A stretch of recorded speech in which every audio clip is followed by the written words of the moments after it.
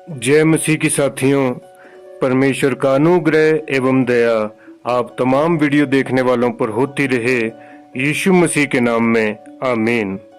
साथियों, हमारा आज का विषय एक सच्ची घटना पर आधारित है, जो कि भारत के एक हिस्से में 16 नवंबर 2018 को घटित हुई। इस दिन ऐसा क्या हुआ?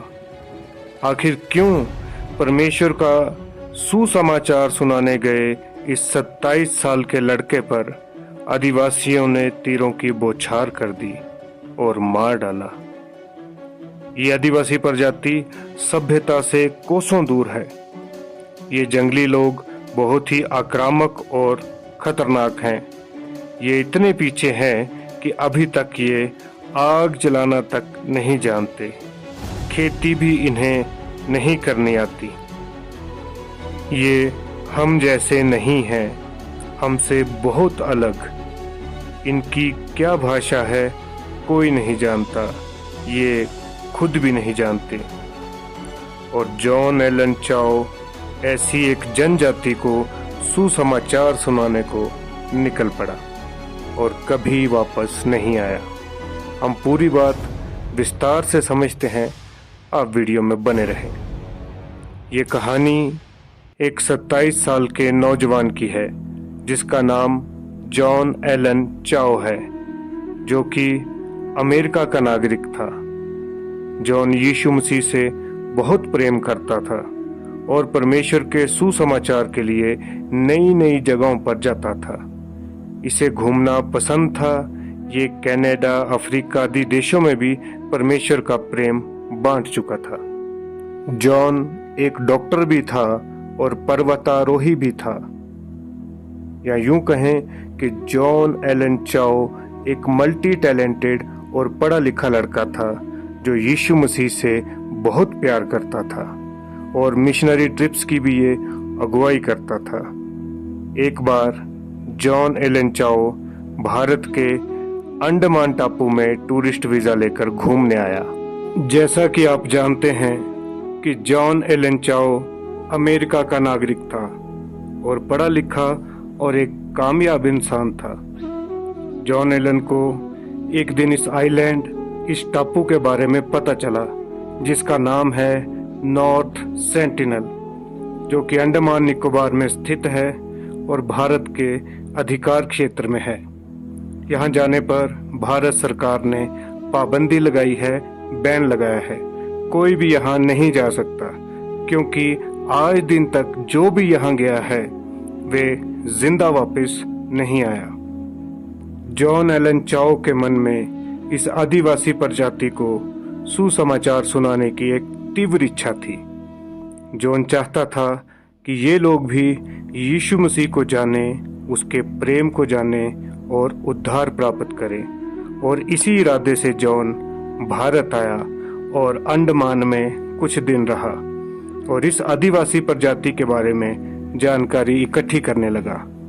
3-4 बार जॉन एलन चाओ अंडमान आ चुका था।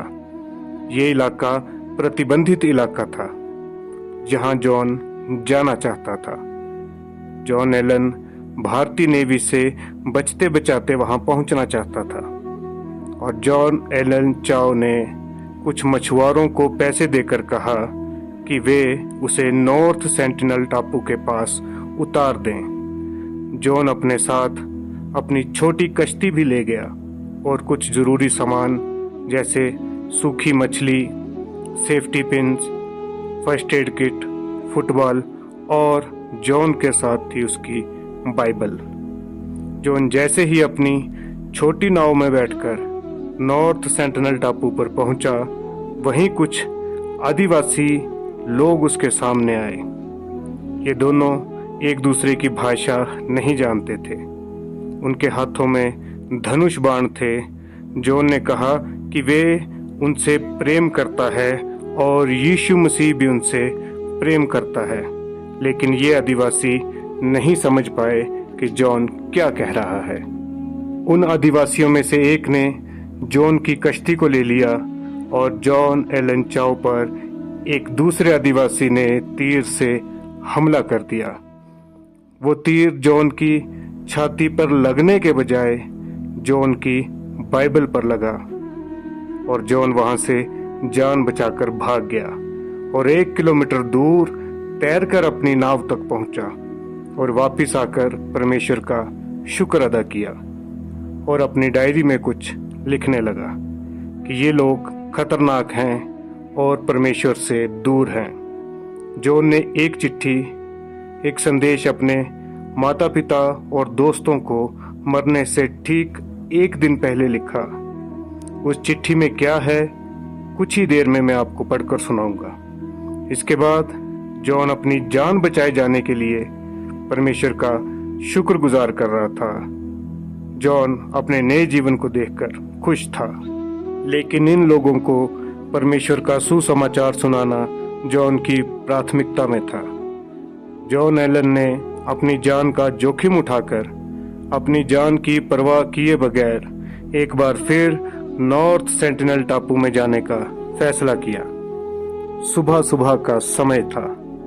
जॉन जैसे ही एक बार फिर नॉर्थ सेंटिनल आइलैंड में पहुंचा तो वे जंगली आदिवासी प्रजाति के लोग उसे समझ नहीं पाए और जॉन एलन चाओ पर तीरों की बौछार कर दी और जॉन एलन चाओ ने अपने आखिरी सांस उस टापू में लिए और इस आदिवासी प्रजाति ने जॉन को मौत के घाट उतार दिया और इस युवा मिशनरी, इस यीशु मसीह के प्रेमी की सेवा समाप्त हुई। जॉन एलन चाओ के शव को इन आदिवासियों ने रेत में गाड़ दिया और जो मछुआरे जॉन को छोड़ने गए थे उन्होंने ही जॉन की मौत की पुष्टि की। जैसा कि यूहन्ना की किताब अध्याय 12 और 24 वचन में लिखा है कि मैं तुमसे सच सच कहता हूँ, जब तक गेहूं का दाना भूमि में पड़कर मर नहीं जाता अकेला रहता है, परंतु जब वे मर जाता है तो बहुत फल लाता है। साथियों, एक मसीही का लहू बीज के समान होता है जो एक दिन जरूर फल लाता है। इस प्रजाति के लिए और इनके अनंत काल के जीवन के लिए जॉन का लहू जरूर एक दिन फल लाएगा और ये आदिवासी प्रजाति परमेश्वर के प्रेम को जानेगी, परमेश्वर की दया से ये महरूम नहीं रहेगी, ऐसा मैं विश्वास करता हूँ। साथियों, जॉन एलन परमेश्वर का इतना प्रेमी था जिसने अपने प्राणों को भी प्रिय न जाना और परमेश्वर के लिए अपने प्राणों का बलिदान किया। जॉन की डायरी में जो संदेश उसने लिखा था, आइए मैं आपको पढ़कर सुनाता हूँ।